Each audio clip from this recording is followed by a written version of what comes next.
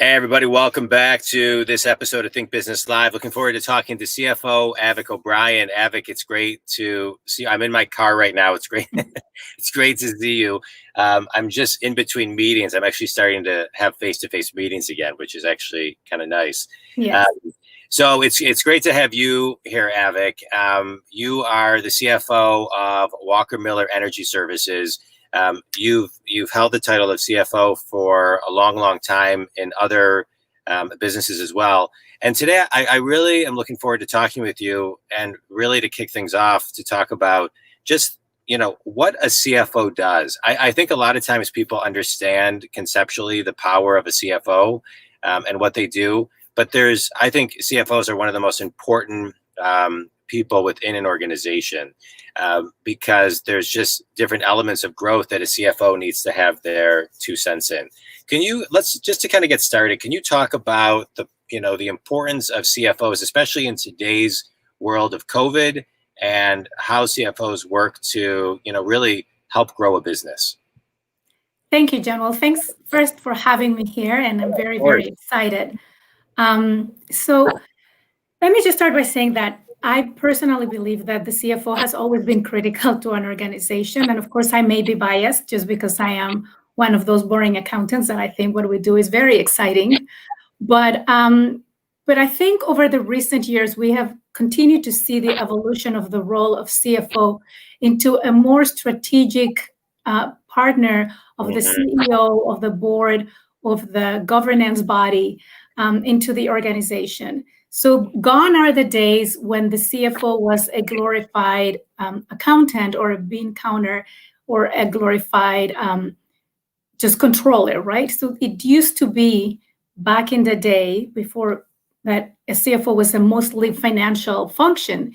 And it is interesting that you mentioned that, John, because I was recently in transition myself, and during the interview process, there were some companies that would make an emphasis of changing the title from CFO to CFAO, whereas other companies just left it at CFO because they knew that within the umbrella of the CFO, there's that broader reach to a more operational and administrative role from the leadership standpoint. So why is this crucial? The one thing that has remained constant over the years is the language of business remains accounting. The one piece that we all understand are financial statements.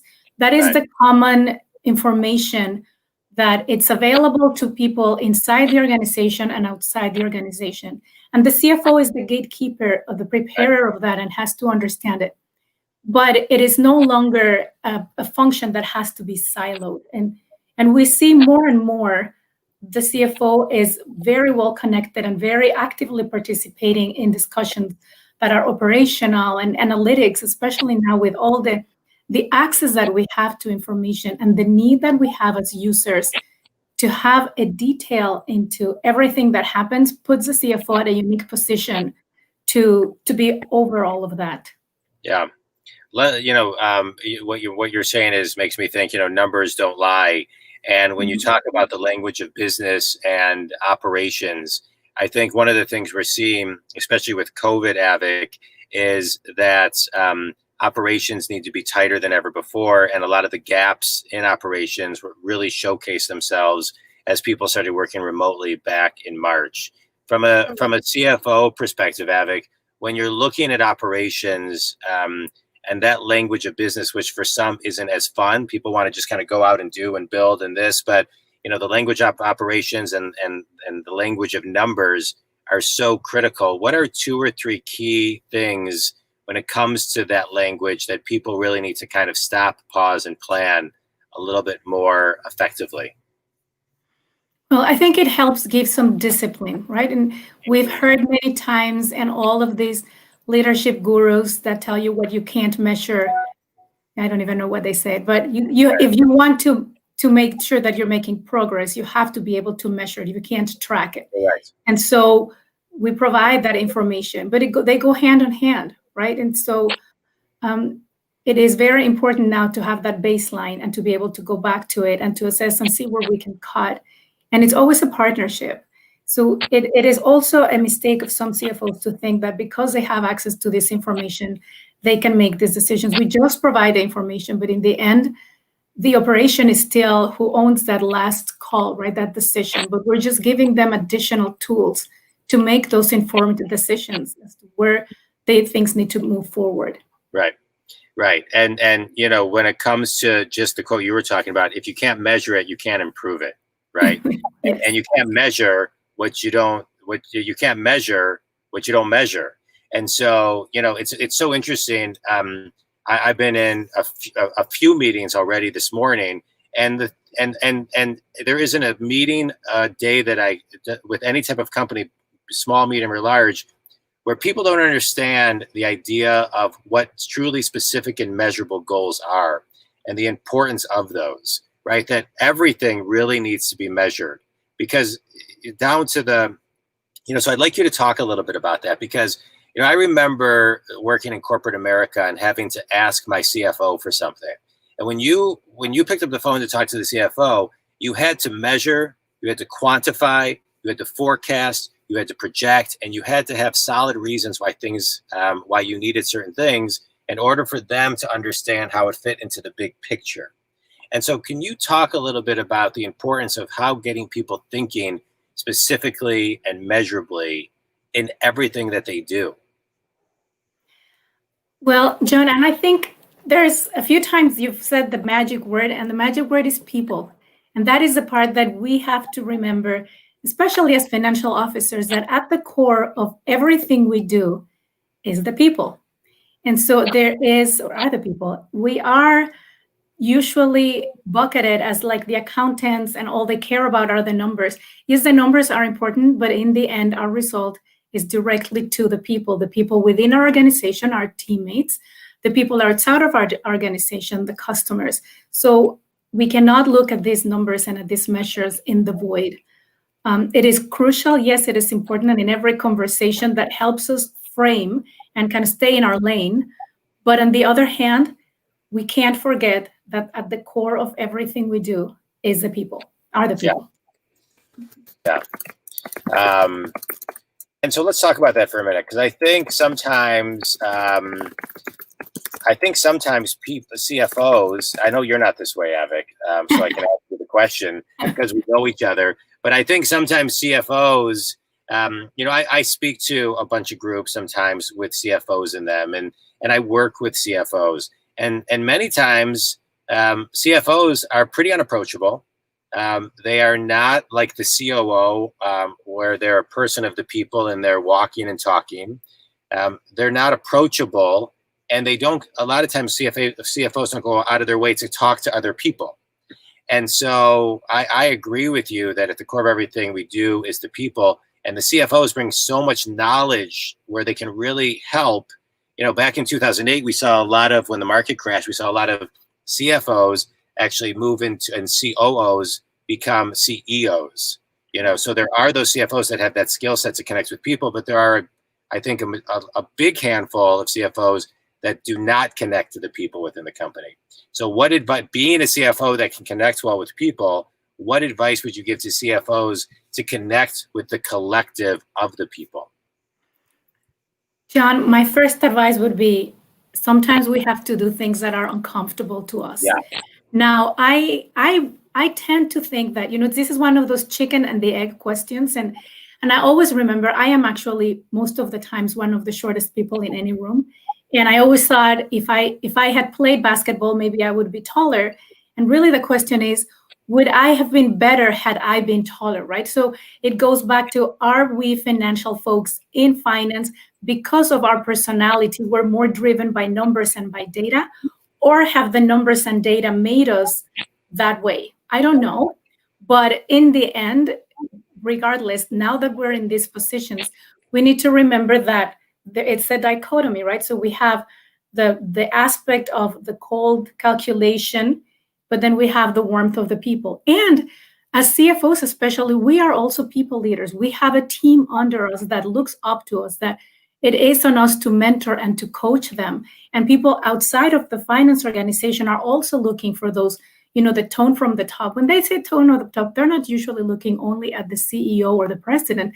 They're looking at everybody on that leadership band, at their attitudes and everything. So it is important, even if it is not your most comfortable spot, to go out of your way and practice that. You are part of this organization now. You have to display the values, and you have to be a people person, because you are in a people organization. Yeah. I think for the CFO who is listening right now, it can be uncomfortable, right? It can be uncomfortable but it is a necessity. And I think in today's world, CFOs have so much to offer. They have so much strategic thinking to offer.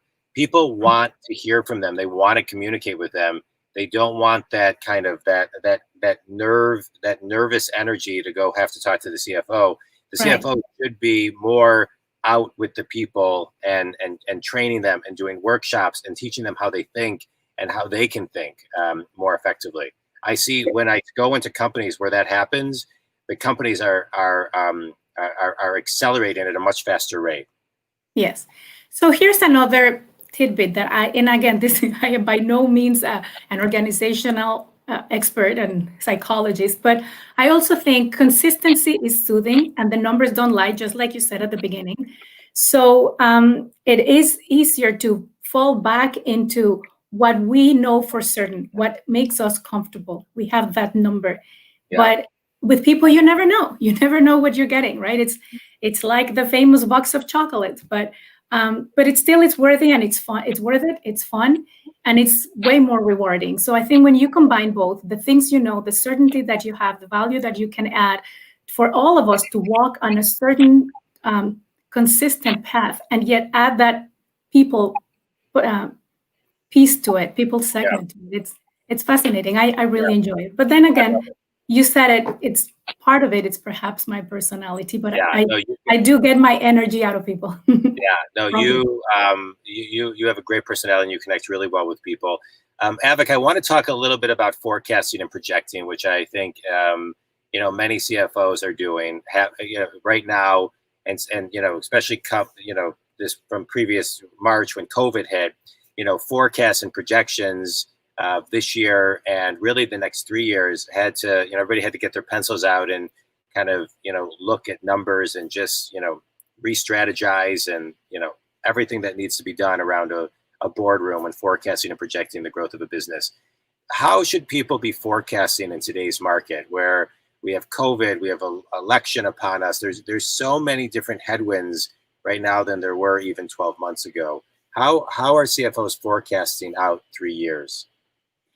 So, John, this is one of those that my guess is as good as yours moments. However, we do have elements from previous recessions, from previous business experiences, from just what we have seen through that we could incorporate into our guess to make it the most educated guess we can. But quite frankly, the uncertainty is still out there. What I have seen done is kind of a dual set, right? To do a business as usual pre-COVID, this is what it would have been. Now, right now, we have the benefit of a few months behind us, a good 6 months behind us of what has COVID really done. So the projections that we did in March, now we can see how accurate or inaccurate they were, and we can modify as we go. One of the advantages and one of the very important things that CFOs do is we are, even though we look perfect, we aren't. So neither are our projections. It is okay to say, this was wrong. I need to adjust it and be completely transparent.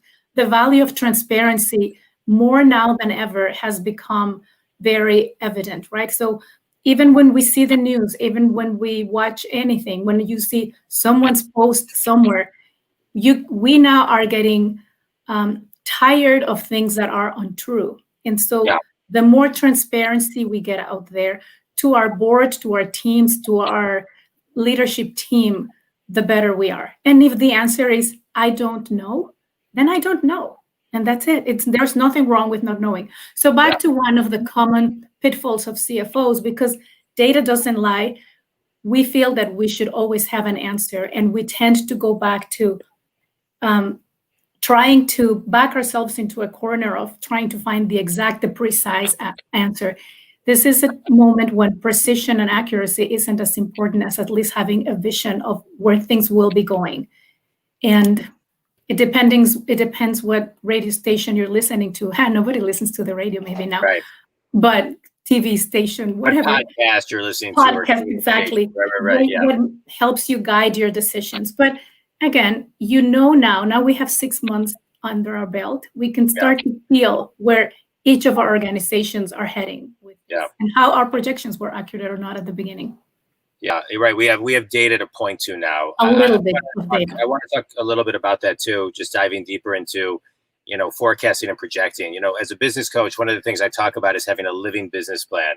You really need a business plan that you're looking at every morning, every night, and maybe even during the day, because there's so many things changing. You can't create a plan today and then just think it's going to magically, work itself and plan itself. And 12 months from today, you look at it again. You got to always be looking at it, pivoting, adapting, changing. And so from a forecast standpoint, from CFO standpoint, how often are you changing your forecast? Are you looking at daily changes? Are you looking at it on a weekly basis? How ahead of real time are you to kind of say, hey, these are some of the indicators that are going on. These are trends we're seeing, and so today we're going to tweak it just this much. So how often are CFOs looking at the numbers and forecasting, not changing the business plan, but adjusting on a daily basis? So I would say, and you mentioned the magic word again, it's the business plan, right? So really that is what drives this forecast, John, and you can't look at it on the void. So yes, some of our original forecast and assumptions need to be tweaked if something major happened. I always say if it's something minor, it'll kind of just be a wash with something minor going on the opposite direction. But let me tell you what's happening at FEI, and this is as we update our forecasts for FEI as well. As you know, I am the president of the Detroit chapter of FEI, and we started planning our year in April. So our fiscal year starts in July, but we actually started way in April, getting everything ready for it and lining up a full year of speakers and presenters and venues. And I am telling you, every time that the governor comes out with a new rule, we have to readjust our forecast and our plans and our speakers. How often do you do that? As often as you have to, but sometimes you just don't do it because next week something will change again. So it's some industries and some businesses are more agile and change more, and those little changes have a more significant impact than into others, whereas others are more constant even through COVID. They're not as disrupted. I think that's great. Thank you for that. I want to ask you a question before we get into the speed round. I want you to talk to all the companies that do not have a CFO or do not have a controller, and they need one, right? So they need a CFO, but maybe they're looking at it as an expense and not an investment. And so when does a company really need a CFO? At what points? And then, I'll let you kind of take it from there. Oh, that's a great question, Jen. Actually, I had never thought about it, but let me just real quick. I believe that every business owner, so I'm assuming we're talking now about smaller enterprises, every business owner. Well, not necessarily, because I think even some, enterprise. Right? Well, I know of companies with, 10, 20 people that the volume is tremendous and they don't have a CFO. So one of the things I'm talking about is maybe you don't need a CFO, but maybe you need to get a fractional CFO. So just kind of talk to. So in the end, I believe every business owner needs that trusted financial advisor, so that strategic partner that walks the rope with him or her and understands the numbers behind it, understands the financial implications and the potential for growth again as well. So, but honestly, I don't know exactly if there is a defining point that now your company, I don't think it's the size. I really think it goes a lot with the comfort level of the leadership team on making those other decisions. But I think they would be better served if they don't have to worry about those things and put it in hands of a person who can do that. They can focus on the sales aspect, on the operations aspect, while someone is taking care of that. Well, it's kind of like what I'm hearing you say is if you want to grow and scale and your business plan is driving a lot of that and you want to grow, what is a piece of advice from a CFO who is part of the leadership team that can help you accelerate that, right? It's no different than, a business coach giving one piece of advice that changes and gets everybody, more focused. And so if you need that level of advice in your world in order to grow and scale, whether it's a full-time CFO or a fractional CFO, which I know is very popular right now, having that person, what I'm hearing you say is having that mind, having that that person at the table is really, really important. Yes. Yeah. Definitely. Yeah. I remember when I was 23, I started an internet company and we ultimately sold it, and we did not have a CFO. But when we were selling the company, we hired a CFO to come to all of our meetings and to come to all of our dinners and lunches to give us advice, because we needed those ears and those eyes to understand what was going on. So I think it's really, really important. Avec, let's do a quick speed round. You ready? Right. All right. Favorite book and why? Know Your Strengths. Why? Because it changed my mind on strengths-based leadership. Yeah, that's good. I love Strength Finder too. Just talking about that. You can take a test and just learn a little bit more about you. Best piece of wisdom you ever received? I received a quote, actually. I wouldn't say wisdom, but it's a quote that has inspired me through my life. And it is, what you are is God's gift to you. What you become is your gift to God. And that really has helped me make some of the biggest decisions in my life. Like, is this getting me closer to be the gift I want to be? Wow. I had another question, but that's a great answer to end on. And I loved that answer, Avec. Avec, tell everybody how they can get a hold of you and any contact information you want to share. Well, I am here available. You can find me in LinkedIn and Facebook. And if I can ever be of any help, any assistance to any of you, I'm here for you. And either at FEI as well. Great. And just tell people real quickly how to get a hold of you at FEI. FEI.org, I think, is the website. Financialexecutives.org, and we're in the Detroit chapter. Maybe we can put a link on your things to us. We'll put a link in the show notes. Yeah. Thank you. Thank you. Especially for any CFO listening to this. We would love to have you at our FEI chapter. And for anyone at my new family at Walker Miller, thank you for having me. Well, I'm sure you're a great asset, and they're lucky to have you, Avec. It's been great talking with you. I appreciate you taking time to share some CFO wisdom with me. It's always a mini master's class for me and the Think community. So thank you so much. Thank you for the opportunity. This was very enjoyable. Keep on doing great things, Avec, and we will talk soon. Thank you, John. Thanks you, everyone. Bye-bye.